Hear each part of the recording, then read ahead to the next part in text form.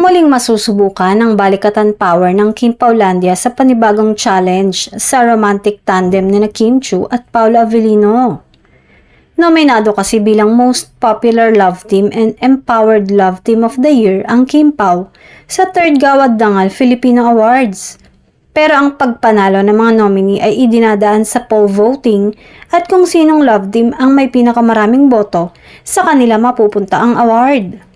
Nanawagan na nga ng suporta ang Kim Paulandia na kapwa nila solids para sa sanib puwersa sa pagboto upang masiguradong maluklok ang Kim Pao sa karangalan. At hindi naman nagpahuli ang Kim Paulandia dahil nangunguna as of press time sa listahan ng may pinakamaraming votes ang Kim Pao.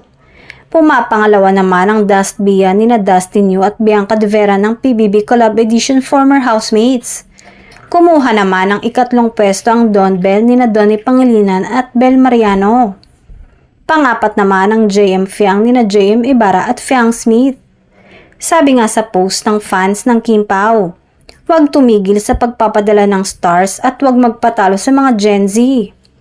Kapag nasungkit ng Kim Paulandia ang number 1 spot, hiling lang ng mga Kim Pao supporter sana raw ay makadalo sa awards night sina Kim at Paolo para matanggap nila ng personal ang award na pinaghirapan nilang ilaban.